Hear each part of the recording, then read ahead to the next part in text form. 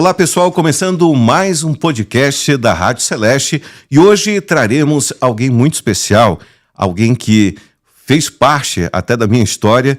Queria até dizer que para mim está sendo um momento muito especial trazer essa pessoa, irmã Eguinalda Rocha, ela que faz parte da direção do santuário, do Santuário de Madre Paulina, e vai estar hoje aqui no podcast falando um pouco da sua trajetória de vida.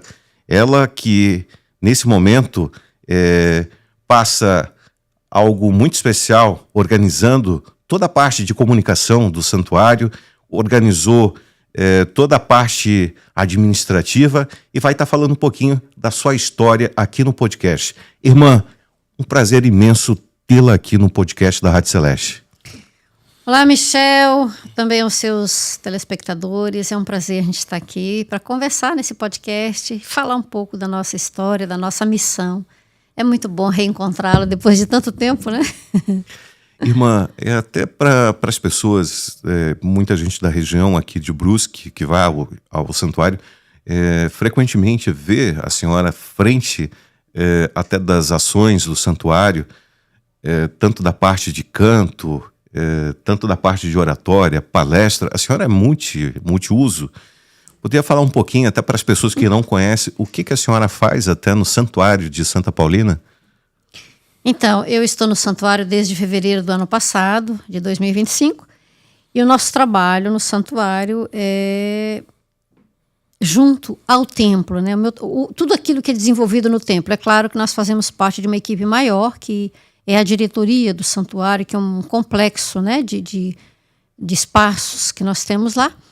Mas, particularmente, a minha responsabilidade maior recai sobre os trabalhos do santuário, que é o culto, né, a liturgia, a música, e também coordenar os processos, conteúdos da parte do departamento de comunicação.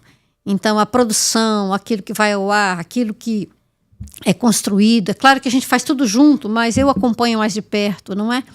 Esses trabalhos, porque a comunicação ela precisa chegar com qualidade na casa das pessoas. Irmã, até para as pessoas que vê a senhora participando, ativa na comunicação, poderia falar sobre a formação e também de onde que a senhora veio, contar um pouco da história, talvez infância. Quem foi irmã Eguinalda, até para as pessoas saberem um pouco? A irmã Eguinalda é capixaba, nasceu no Espírito Santo, lá no Norte Montanha, mas cresceu no Mato Grosso e Rondônia. E aos 13 anos me despertou a vocação e eu queria ser religiosa, não é? Queria ser missionária. Então eu vim descendo, né? E fui para Mato Grosso, onde eu me formei, eu cresci. Fiquei 6 anos em processo de formação e essa formação durou 6 anos. Fiquei irmã, trabalhei 1 ano em Mato Grosso do Sul, em Campo Grande, depois voltei para o Mato Grosso, fui trabalhar na educação, trabalhei lá acho que 5 anos, e vim para o Paraná, norte do Paraná, em Apucarana, trabalhei 4 anos e meio, depois eu fui para Curitiba, porque meu sonho era fazer comunicação. Eu fiz pedagogia em Jandaia do Sul, morando em Apucarana. Depois, em Curitiba, eu prestei 3 vestibulares, passei em 2, aí fiz jornalismo na Uniandrade.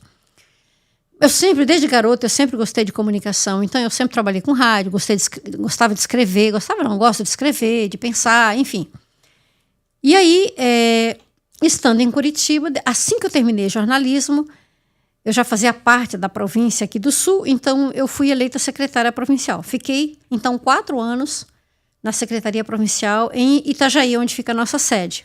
Terminado esse tempo, de 4 anos, eu vim para o santuário. Vim trabalhar. Aliás, eu fui para São Paulo fazer um curso de especialização em liturgia, que é uma das minhas paixões, né? Fiquei lá 6 meses, depois eu vim para o santuário. Fiquei 3 anos no santuário. Depois do santuário, eu fui para São Paulo. Fiquei 3 anos, ajudei a organizar todos os nossos processos de comunicação, das nossas unidades, de escolas, de centro de formação, né, de hospitalidade, também do centro de terapias, enfim, todas as nossas unidades onde nós estamos presentes.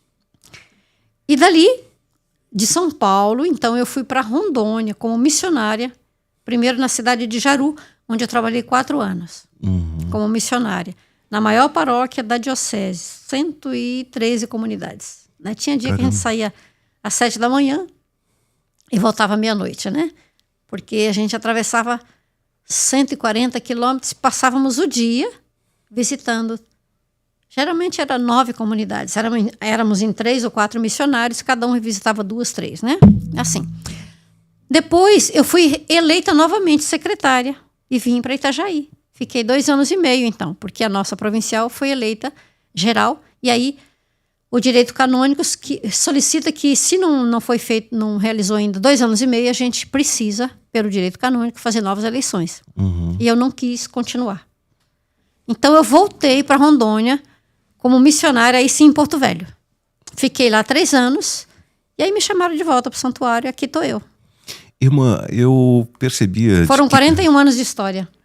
Nossa, e eu percebia que de vez em quando até a senhora postava algumas informações de um trabalho, até com uma rádio. Eu não sei se era no norte. É isso mesmo, é uma rádio paróquia, até né? uma rádio comunitária, e eu acompanhava de vez em quando pela internet até essa atividade.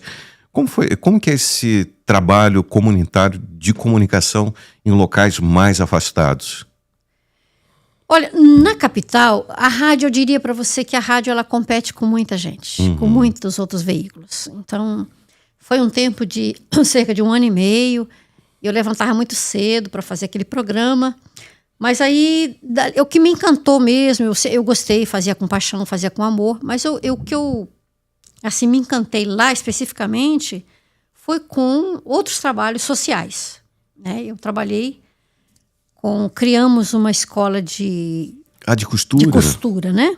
Então, aqui, recentemente, até a gente fez uma matéria também de uma ONG que também dá aula de costura de forma gratuita, e é algo que vocês fizeram nessa comunidade também, né? Exatamente. Então, nós começamos com 25 mulheres, depois mais 25, mais 25, mais 25. Hoje são 125 mulheres. Continua o processo, né? Porque a gente começa do básico até o avançado, né? É que normalmente as empresas, elas pedem os profissionais, mas não tem tempo para formar essas pessoas. Exatamente. E grande parte até dessas pessoas que procuram a costura, muitas vezes são mães que ficam cuidando de filhos e utilizam até a máquina de costura para renda em casa. Mas só que ela não tem, se ela não tem a experiência, ela não tem como fazer esse trabalho, né? De confecção. E a importância desse projeto social. Então, Michel, e aí o que aconteceu? A nossa clientela são pessoas de baixíssima renda, mulheres que sofrem, são pessoas vulneráveis. Né? Mulheres que sofrem violência doméstica, mulheres que são exploradas pelos filhos, porque põem os netos para elas cuidarem, não é? Então, mulheres que estão extremamente deprimidas. Então, foi muito gratificante você ver essas pessoas se empoderar de um saber e dizer, poxa, eu sei.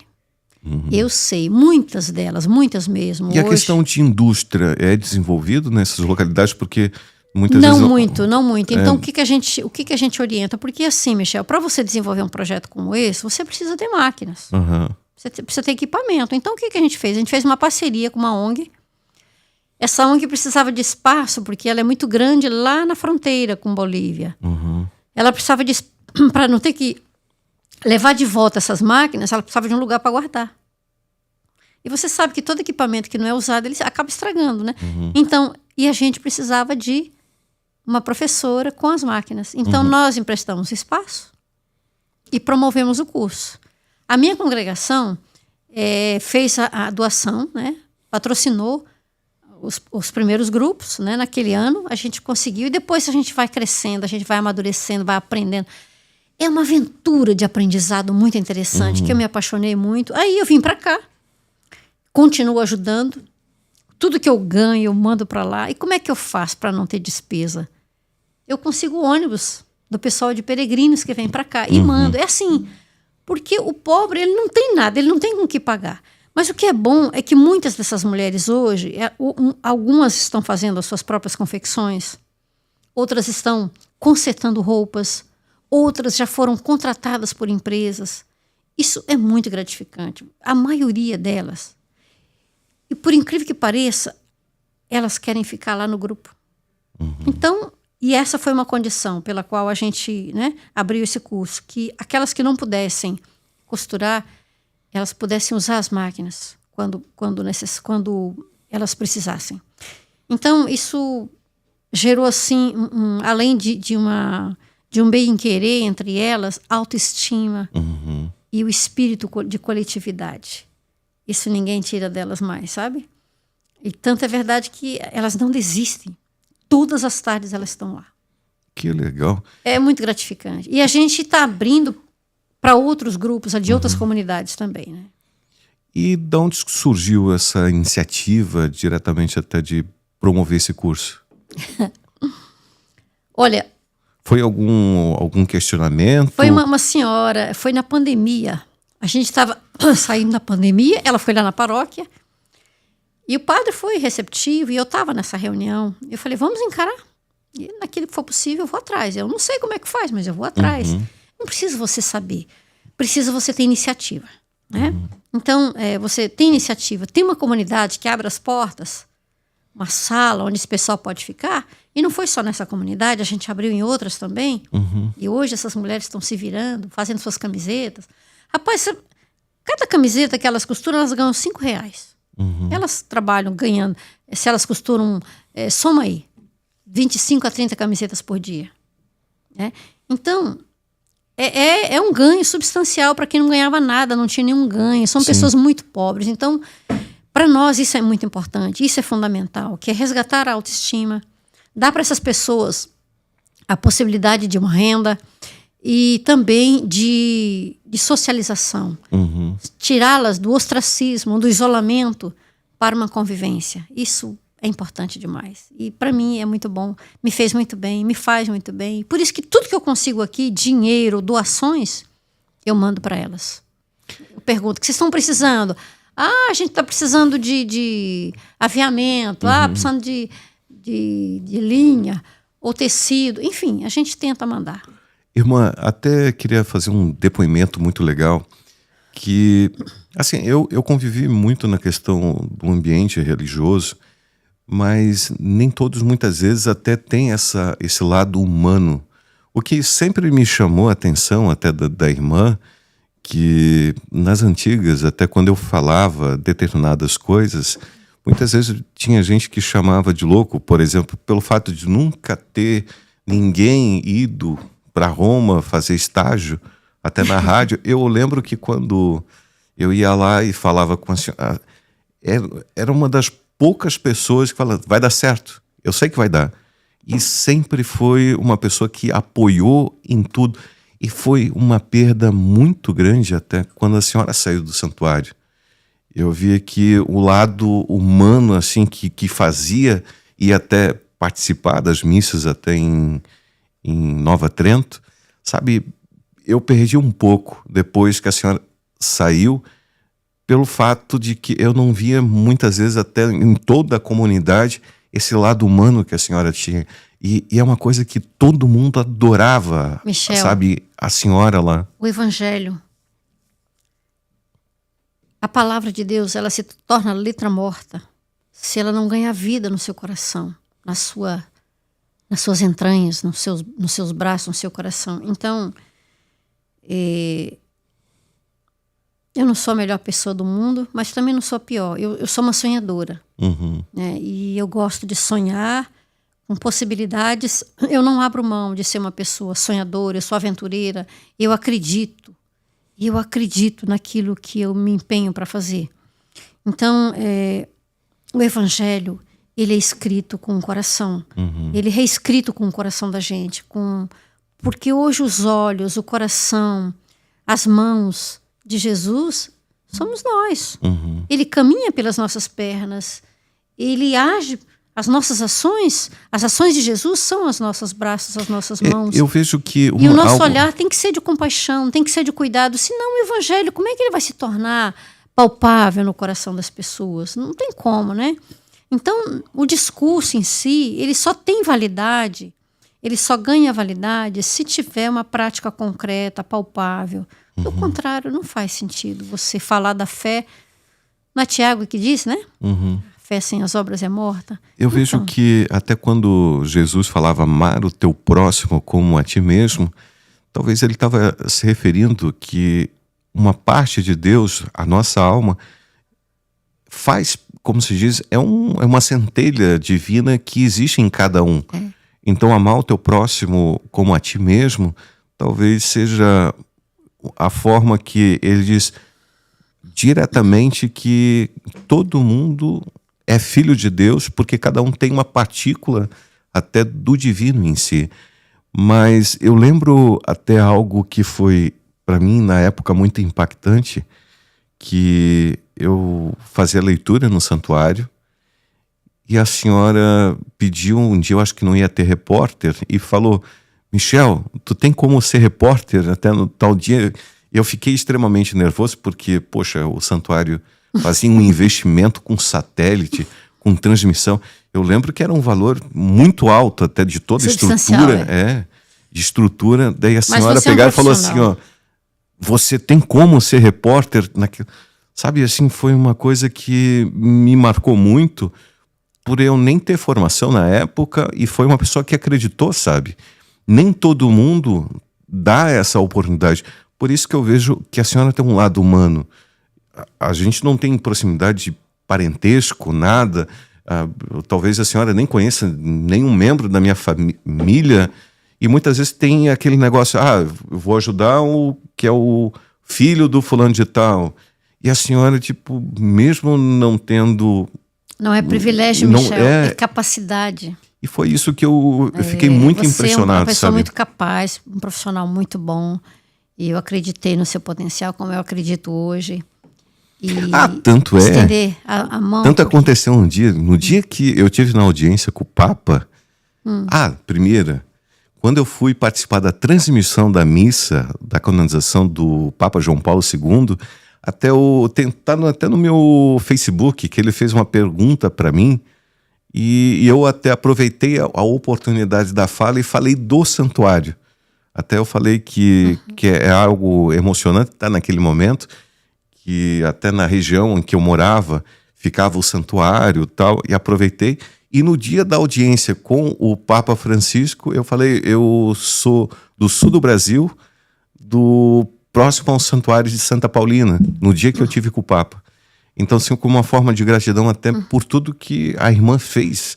Foi algo, por você. assim, ter sonhado com aquele estágio foi algo que me marcou muito. Até muitas pessoas que viram, eu até tinha na época, em 2010, tinha postado que tinha feito esse trabalho ali como repórter. Muitas pessoas até nem tinham acreditado que tinha acontecido, a qual eu sou muito grato, até hoje até. Mas foi um prazer, Michel. Você sabe que eu também fui a primeira jornalista da congregação, né? Quando elas perceberam, eu já estava formada. E foi um esforço pessoal, porque eu sempre acreditei na comunicação. A irmã Neuza formou depois? Depois, a irmã Sebastiana também. Mas assim, depois que eu me formei, a primeira coisa que eu tentei inovar foi a nossa revista da congregação, né? Então, eu fui a primeira diretora daquela revista e executiva, e mudei totalmente o projeto gráfico, transformei imagens sabe, numa forma prazerosa de você abrir as páginas e ler. A revista ela tem muito a parte visual, né? É isso. E ajudei em todos os processos, todas as nossas escolas eu ajudei. Então, é muito gratificante você olhar para essa história e sentir que você contribuiu. Eu não quero ficar só olhando para o passado, né? As coisas mudaram muito na área da comunicação. Hoje é tudo muito... digital, né? Líquido, né? Digital, líquido. Líquido você não pega, você não toca, né? Mas é engraçado. No começo eu ajudei. E para mim isso importa muito. Até em 2010, muito. Quando teve uma pessoa... Porque quando a revista 4x4 terminou, teve uma pessoa que comprou a marca 4x4 e começou no digital, a revista...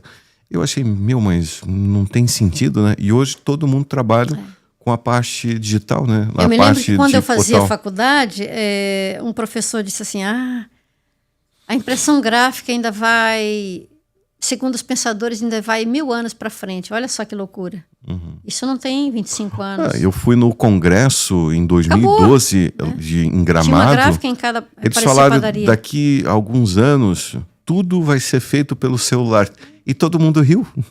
E hoje, praticamente, todo mundo se comunica Tudo na através palma da mão, palma né? da mão. Tudo muda, tudo é muito volúvel, tudo é muito diluído, mas o que a gente não pode esquecer é do essencial. Não é? E, para mim, o essencial é você anunciar a boa nova de Jesus por todos os meios, fazer com que a mensagem de Jesus chegue ao coração das pessoas. E a religião, ela é esse elo de ligação. A religião, se ela não servir a isso, então é inútil. Ela é inútil. Então, a fé, ela vai muito além da religião, porque Deus não cabe no nosso quadrado. Eu sou católica porque eu nasci num lar católico e porque eu estou convencida de que não é pulando de galho em galho que eu vou encontrar. Eu já encontrei o que eu queria encontrar faz muito tempo. Então, eu não preciso, né, de estar migrando de igreja em igreja. Então, eu sou católica por convicção, porque acredito que é por ela que Deus vai nos falar. Mas a presença de Deus vai muito além. Deus não se prende a um credo. Deus é muito maior, não é? Ele não entra no nosso quadradinho. As pessoas precisam entender isso, precisam se abrir a essa perspectiva, né? Deus fala para as pessoas, para quem está aberto, ele é simples. Às vezes, Deus lá no céu. Deus está aqui, está no seu coração, nas suas intenções, no seu amor, nos seus gestos. E posso dizer que Deus se manifestou muito através dos atos da senhora.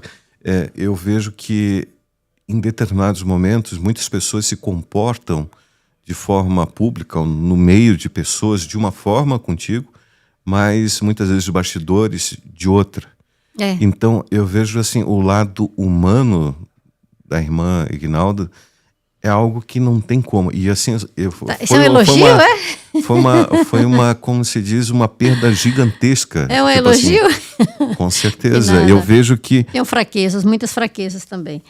Que é uma pessoa maravilhosa. Todo Obrigada. mundo, assim, todos que comentavam, muitos estavam até fazendo os trabalhos voluntários pela, claro, a questão da religião, mas a forma amorosa que a senhora conduzia até no período foi em 2010, já faz mais de 15 anos. Faz. Bastante 16 tempo. anos. Irmã, agora só para o pessoal até que saber um pouco da história, por que o templo foi construído? Eu até tive na missa e eu achei muito interessante que eu nunca tinha percebido que o templo ali, ele é em formato de uma mão, né?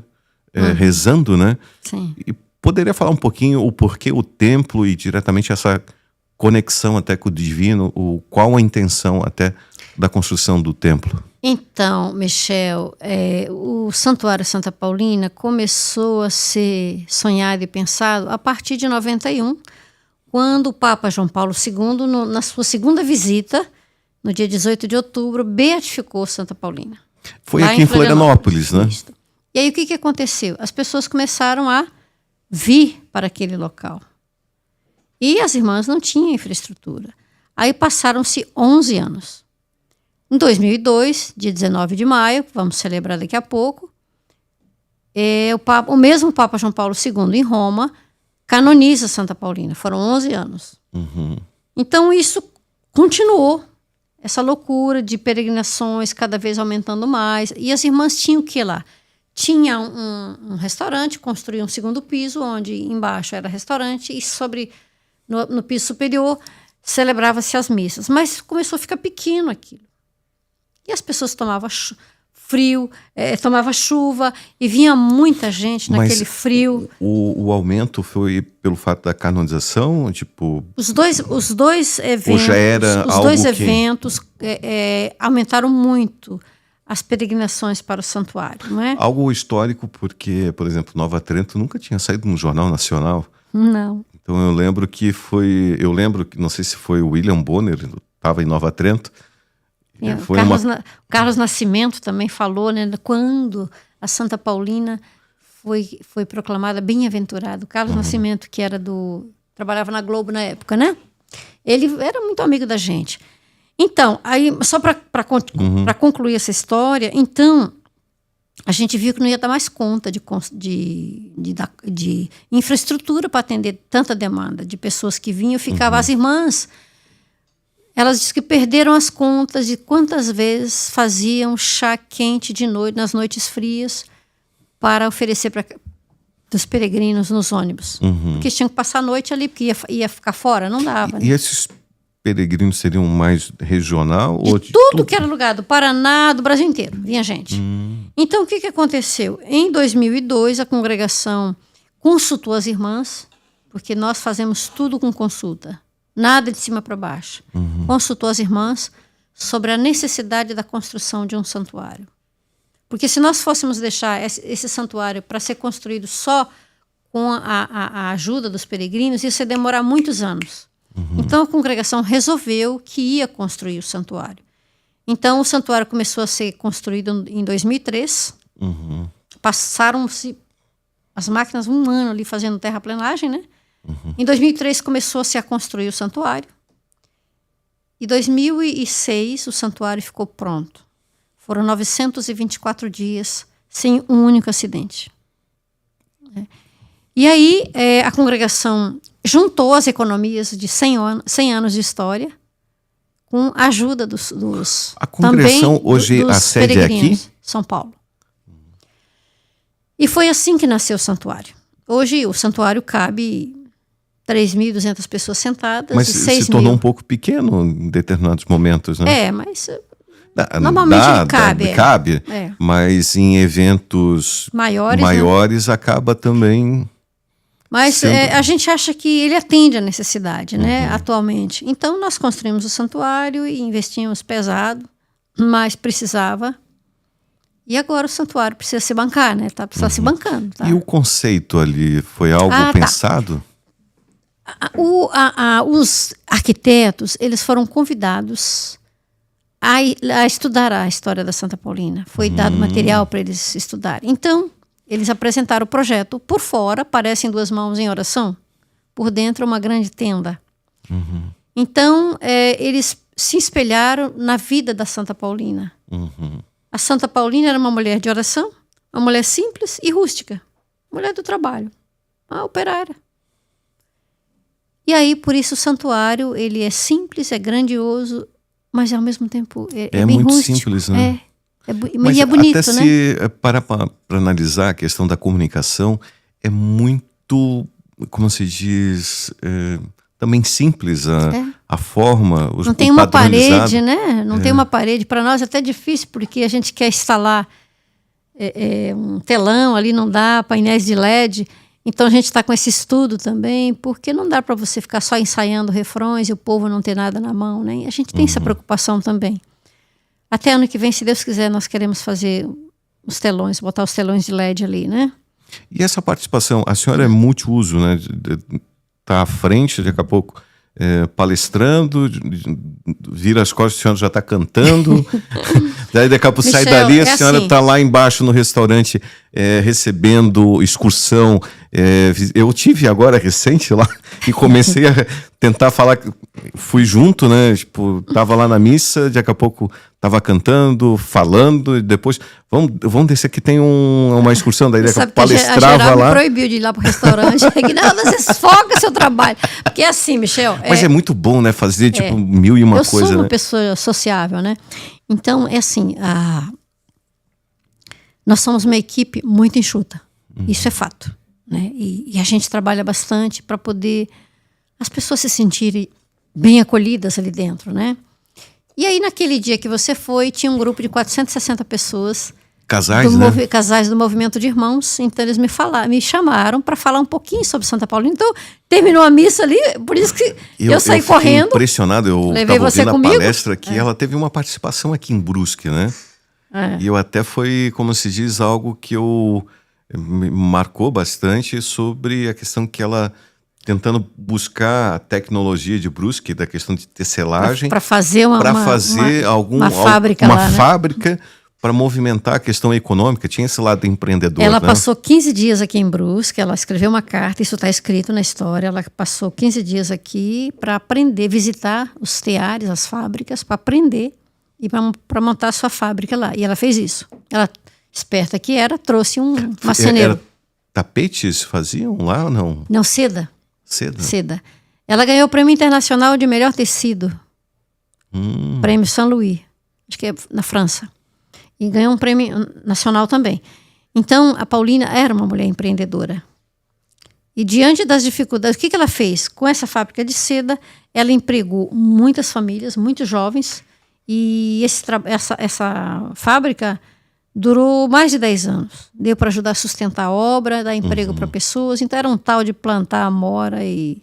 Eu vi que cada um, tipo, a vida difícil também, contando um pouco da história dela sobre até que teve um bispo que diretamente tirou ela da localidade onde que ela estava fazendo um trabalho intenso. Isso a gente chama de sabe deposição. Que na hora, mas na hora eu fiquei pensando, caramba, parece a história da irmã Aguinaldo, porque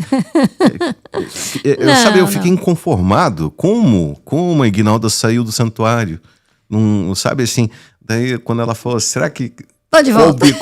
Não, assim, qual foi o bispo da vida? Mas assim, olha, só para você entender, a Santa Paulina ela foi deposta, porque quando ela foi com a irmã, ela fizeram um capítulo geral, ela era geral ad vita, ou seja, enquanto ela vivesse, porque ela era fundadora.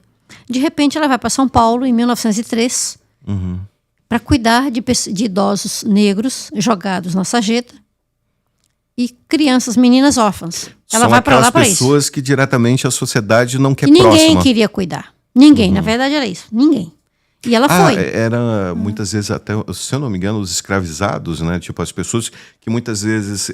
eram os negros. Os negros que saíram... Alforriados, mas sem nada. Mas só que ao mesmo tempo não tinha nada. Então, essas pessoas muitas vezes não tinham o que comer, não tinha onde morar. Exatamente. E esse trabalho foi algo que a Madre Paulina fazia em São Paulo. Mas o que aconteceu? Ela veio aqui em Nova Trento visitar as irmãs. Quando ela voltou,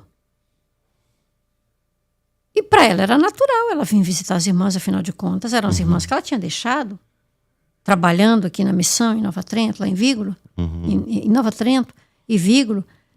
E quando ela chegou, o bispo já esperava ela, dizendo que ela tinha desobedecido ele, que ela estava proibida para a vida toda de ser coordenar alguma coisa na congregação, que ela vivesse e morresse como súdita.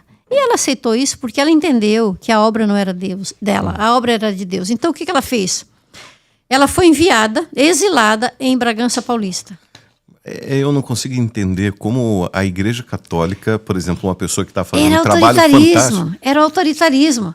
Então, olha só. Você imagina, se isso acontece hoje, você imagina naquele tempo. Então, o que aconteceu? Ela foi para Bragança Paulista, e lá ela foi para o asilo cuidar de velhinhos. E na Santa Casa, ela trabalhou muito lá. Então, quase 10 anos depois, ela volta para São Paulo a pedido desse mesmo bispo. Ele se arrependeu, ou não? Dizem que sim, mas isso não está escrito nos anais da história. Então, o que aconteceu? Quando ela voltou para São Paulo, é claro que ela já tinha adquirido um diabetes. Ela era jovem ainda, mas tinha um diabetes, né? Que idade que ela tinha nessa época? Não me lembro, 1918. Mas só que a expectativa de vida também das pessoas naquela era bem menor, né? Era bem menor. Eu lembro que quando eu era pequeno, teve pessoas que se aposentavam com 38 anos. E eu fico imaginando, agora com 65, né? Tem que ir lá ralar muito. Então, mas aí, só para concluir, Michel, ela voltou para São Paulo. O que ela fazia? A Madre Geral da época, que era muito inteligente, muito sagaz, mandava ela para visitar as comunidades que tinham sido abertas no interior de São Paulo e Minas Gerais. E ela fazia isso com muita sabedoria, e onde ela estava, tudo ia muito bem, né? As irmãs escrevia isso. Enquanto ela estava em São Paulo, ela era uma mulher do trabalho, então ela rezava muito, ela fazia terços e flores. Só que o diabetes também foi chegando, né? Aí ela teve uma gangrena, perdeu um dedo, depois infeccionou, ela perdeu o braço. Mesmo assim, ela fazia flores com a boca, com os dentes e a outra mão. E depois, quando já estava chegando perto da morte, ela perdeu bastante a visão, né? Então, é uma pessoa de muito sofrimento. Que idade que ela faleceu? 77. Uma pessoa de muita superação também, né? Hoje, mas talvez a santidade está nisso, na humildade, na grandeza. Só que a questão, por exemplo, profissões que mais realiza a questão realização pessoal, pessoas religiosas. E como que é para a senhora hoje essa questão de trabalhar com religião? É algo bom? Michel, eu não consigo imaginar a minha vida fora desse universo, porque a minha vida toda, desde garota, foi dentro da igreja, foi dentro da congregação.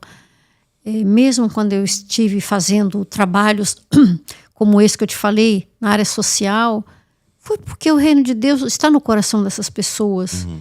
Então, não dá para pensar a vida fora desse universo. Eu gosto muito disso, eu me identifico com isso, sabe?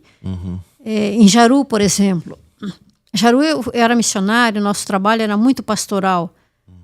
Mas lá mesmo, por conta do trabalho... Não sei se tem aquelas fotos que a senhora... Sim, eu estive lá agora, em março. Tem como colocar algumas fotos, até porque daí a irmã podia ir lembrando e mostrando... Eu estive lá agora para celebrar...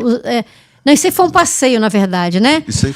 Foi minhas férias, então, no dia anterior a isso aí, eu estive com um grupo. Esse grupo nós formamos há 10 anos. Chama-se Água Viva, que foi criada a partir do documento da encíclica do Papa Francisco, Laudato Si, que cuida do meio ambiente. Então, nós formamos lá esse grupo Água Viva e recuperamos várias nascentes. E agora o grupo está fazendo 10 anos e eu fui lá para visitar esse grupo e para dar um up, né? Levantar esse grupo. Pessoal, o serviço não acabou não, vamos continuar. Que bacana. Não é? Então, o que esse grupo faz? Isso aí é no santuário. Essa é minha colega irmã, Claudiana, com a qual a gente, mais proximamente, ela é musicista, né? Toca e canta também, compõe muito bem. E nós trabalhamos muito juntos. É um grupo de Rondônia, Porto Velho. Que legal. E são amigos. Esse casal... Aquela senhora trabalhou no santuário, ou não? Já trabalhou sim, a irmã Teresa, né? Agora está em Porto Velho. Esse casal, esse da frente e essa de trás, eles ajudam a... A gente começou também um trabalho com alfabetização de adultos, lá em Porto Velho. Ou seja... E deu muito certo, sabe? Qual o material que vocês usavam didático? A espontaneidade. A gente compra um método, mas a gente vai pela pessoa e não pelo método. Isso é o José Vicente, que esteve aqui, um cantor e compositor. Ano passado. Seria a casa réplica. Casa Mãe, lá em Nova Trento. Foi para onde a Paulina foi quando ela saiu do Vigro ali, né? Que ainda era Amabile. Isso fica onde? Que localidade? Fica lá no Seica, no centro de... onde que é o centro. E ali é tipo pousada também, né? Uma pousada, sim, e um centro de encontros, né? De espiritualidade.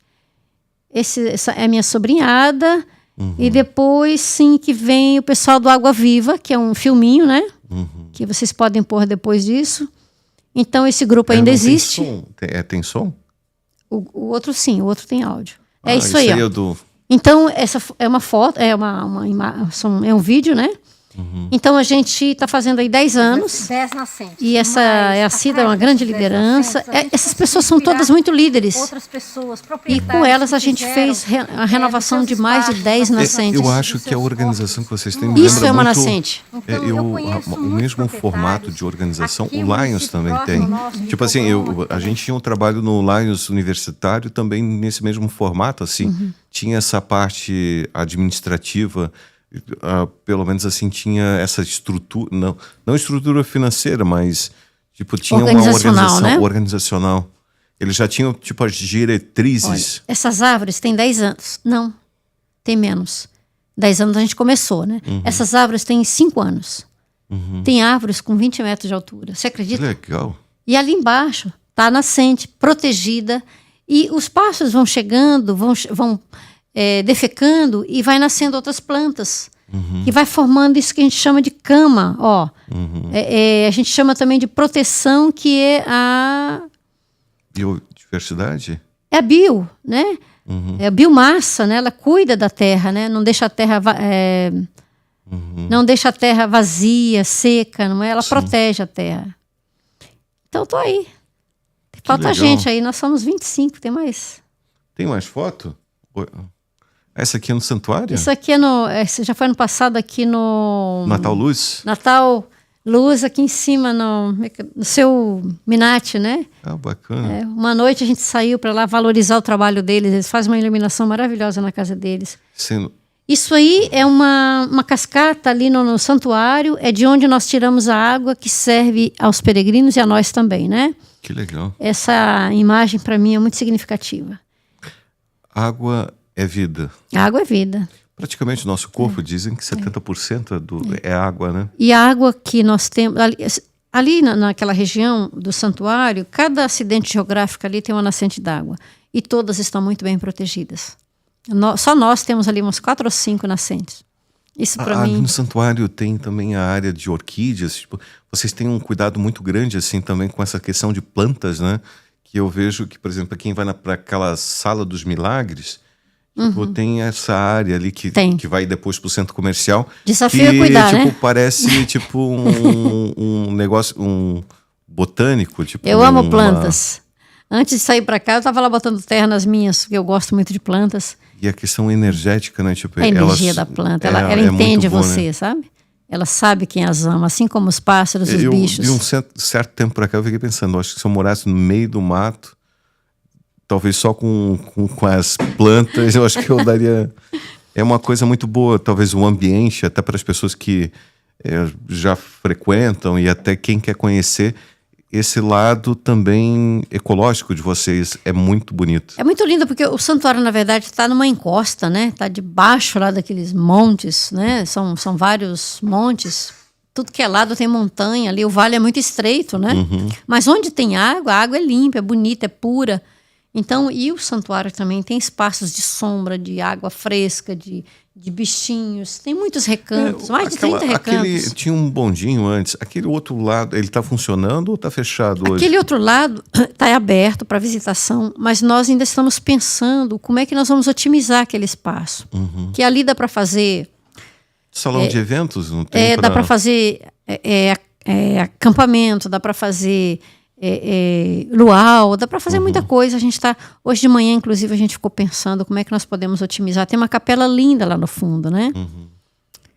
É muito espaço. E também você sabe que a manutenção fica muito alta, né? Os projetos futuros já tem alguma coisa, pelo menos alinhada?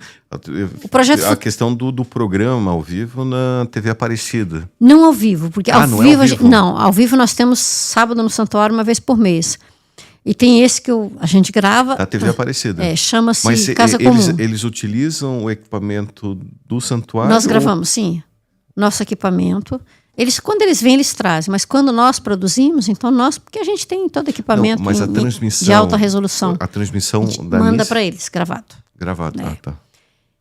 E aí você perguntava sobre... Não, a transmissão ao vivo, a senhora comentou mas eu não falei. A gente vai projetos futuros. Agora em julho, muito provavelmente, vai pro ar um programa de 30 minutos para a TV Aparecida, com a parceria com a Prefeitura de Nova Trento e a produção do santuário. Então, é um programa que visa falar de evangelização, mas também de valores culturais, gastronomia, turismo religioso, etc. Né? Então, a gente vai trabalhar com reportagem, com música, com entrevistas, com peregrinos. Vocês têm algum canal no Spotify, tipo de música, pelo menos para edificação?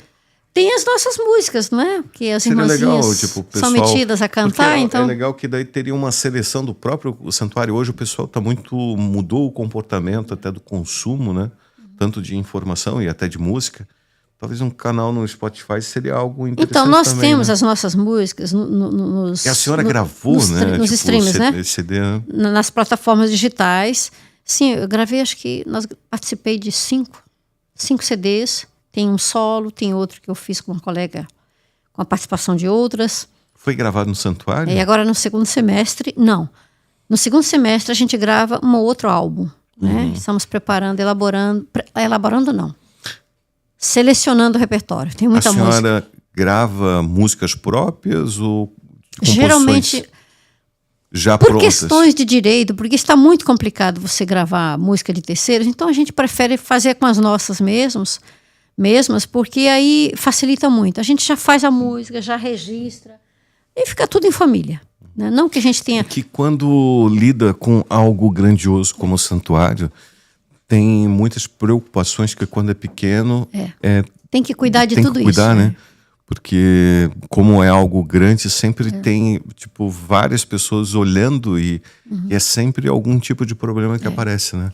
Mas você perguntou os projetos futuros. Para o ano que vem, além disso que eu acabei de falar, nós temos ali a concha acústica que nós queremos cobrir. No centro comercial ali. O centro comercial. É algo fantástico, né? Até para as pessoas peregrinos, pelo menos precisa, tem um né? local, Aqui, pelo menos até para diretamente encontrar todos os produtos num local só, né? Exato. Facilita muito. E também para grandes eventos, né? As pessoas se protegem do sol, da chuva. Ali no santuário, é mais o pessoal lidado a varejo ou tem pessoas que têm atacado ali? Mais varejo, né? Que trabalha conosco ali. O mesmo público que seria de Aparecida? Porque Aparecida tem um número muito maior de visitantes ou é o mesmo fluxo hoje? Olha, eu diria que a diferença nossa... Vem gente de tudo que é lugar. Essas pessoas, elas circulam, né? Elas fazem um círculo. Por exemplo, elas vêm de Rondônia, passam, vão para o Pai Eterno, vem para cá, vai para Aparecida. Esse trabalho é feito com uma agência de turismo, então? No nosso caso, é tudo muito espontâneo ainda. Tá. Nós temos pessoas de vendas, a gente fez um primeiro teste nesse ano passado, e agora a gente está com outra proposta, mas tem pessoas que trabalham conosco, mas é muito espontâneo. O que a gente oferece é o serviço de hospedagem, né? Eu estive em São Paulo, e alimentação. Então eu fiquei 4 meses em São Paulo, teve um evento que era só... como se diz, de países, tipo, uma feira internacional de turismo.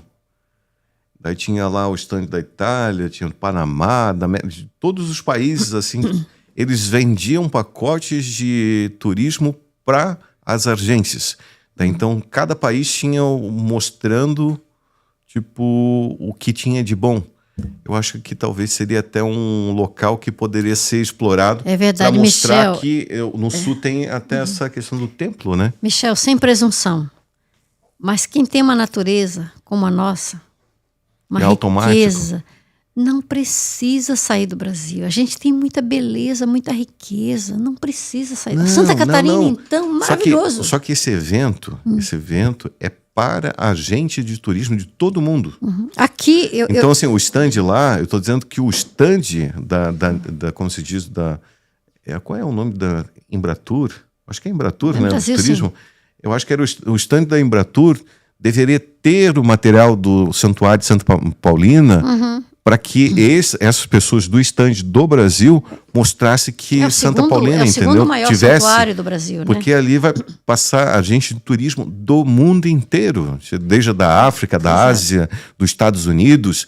Então, acho que diretamente está muito ligado ao Brasil, talvez América Latina, mas talvez com uma feira dessa, até entrando em contato com, talvez, com pessoas da Embratur, numa feira dessas internacionais, ter material até do próprio templo.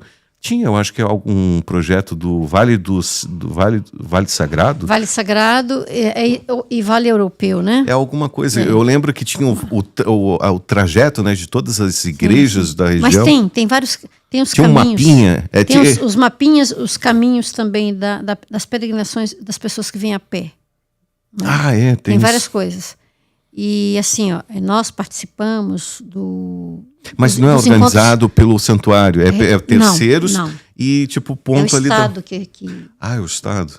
Há uma pessoa terceirizada, que no caso é a Adriana, ela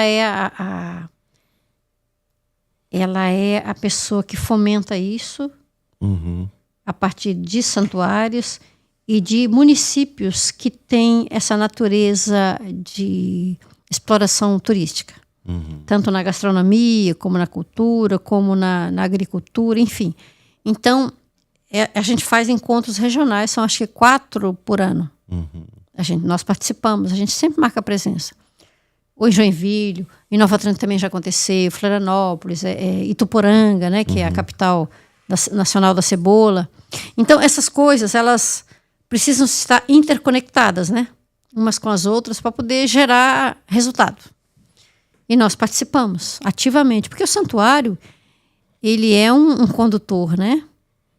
E ele também recebe. A senhora já participou da caminhada? Às vezes, por exemplo, o pessoal de Itajaí até o santuário, não é qualquer um que consegue fazer isso. Hoje, no meu estado, eu tô com 130 quilos. Acho que eu não conseguiria fazer nem, no máximo, acho que 5 quilômetros. Então, eu vou fazer aquele dos 28, que chama-se Caminhos de Santa Paulina. Dia 6 de junho agora, nós saímos, né? Eu vou estar no caminhão de animação, fazendo barulho. São 380 pessoas. São 28 quilômetros que a gente caminha e para chegar ao santuário, ali por volta das 5 da tarde. Eu vou fazer uma notinha, até tipo, a gente está divulgando agora o giro de notícias, eu vou fazer uma nota sobre então esse evento que vai acontecer de caminhada. Algo bom. Eu posso te mandar? E o bom de tudo é que esses eventos não é só a questão da caminhada, é tu conhecer pessoas e ter tipo pessoas no mesmo propósito, né? E você sabe o que nós vamos trabalhar nessa caminhada? Porque tem muito jovem, né? Nós vamos trabalhar projeto de vida. Que legal. Porque o que a gente vê, o que nós estamos vendo hoje? A gente está vendo um monte de gente jovem, tem os neném, né? Que não estuda e não trabalha, tem os jovens muito envolvidos só com o seu mundo, e a gente quer promover a importância, e tem aqueles que estão preocupados com a sua profissão, o seu futuro, e muito preocupados com aquilo que a nível do saber, mas do nível do ser, não. Então a gente quer fomentar esse lado, porque quando você se forma interiormente, você vai ser uma pessoa muito mais integrada e realizada interiormente. E a gente passa isso para frente, né? Irmã, é terrível falar, mas assim, quando a gente conversa, passa tão rápido. Acabou o tempo? Não, falta 5, mas até eu vejo assim, como é bom conversar com a senhora, que é algo muito como prazeroso, passa muito rápido. E agora, até Irmã Ignalda, projetos da Irmã Ignalda, tipo a Irmã Ignalda aventureira, que muitas vezes até está sempre pensando à frente. Quais os projetos até que a senhora tem para o futuro? A nível pessoal? É, pessoal agora. As coisas vão se misturando, viu? Quando a gente vai envelhecendo, deixa de ser só suas, né? Então, eu quero ainda trabalhar muito a música na minha vida. Estamos preparando algumas canções. O bom da música é que parece que nunca existe um fim. Sempre tu tem que ir melhorando. É que na profissão, até muitas vezes no jornalismo, né? Que é uma coisa que, tipo, é uma profissão que tu nunca vai estar bom. Sempre tu pode ir melhorando. Sempre é algo que não tem como... A música tem esse poder, né? De, como você diz... aperfeiçoamento e estudo frequente e algo prazeroso. Nada é para sempre, né? Como diz o Zygmunt Bauman, né? Tudo hoje é muito líquido. O seu saber hoje não serve mais para amanhã. Então, a gente fica com o essencial, mas as ferramentas, elas mudam muito. Então, mas voltando aqui aos meus sonhos, eu sou aventureira, de fato. Eu tenho o sonho de trabalhar com o meio ambiente, de fazer algo em favor do meio ambiente. Eu tenho o sonho de continuar trabalhando com a música e tenho um sonho de fazer uma grande caminhada ainda. Santiago, não? Não, Santiago, não. Mas aqui dentro do Brasil mesmo, de repente, Aparecida. Tem aquela caminhada, como se diz, da rua, da Estrada Real. Eu vi um documentário de um rapaz que fez todo documentado a história dele. Eu achei muito, muito bacana. E tu tem um projeto lá que eles dão um mapinha e tu vai recebendo meio com um carimbo nos pontos aonde que tu vai passando. Isso mesmo. Eu acho muito legal. E eu acho que deveriam trazer meio que algum tipo de ideia para esse intuito do turismo religioso também. Tipo, algo para atrair mais gente até para essa questão da aventura e conhecer um pouco os templos na região inteira, né? Como já teve essa fomentação, né? Então, mas só para concluir aquela história, isso é muito importante, de quando você vai envelhecendo, você precisa fazer alguma coisa. Eu gosto de aprender, né? Eu brinco com as irmãs, eu falo para elas, meu Deus, eu acho que eu vou ser uma velhinha inútil, que eu não sei fazer nada. Aí elas falam, não, você vai pegar o violão, vai cantar para nós. Eu falei, ih, mas aí a mão já está tremendo, a voz também.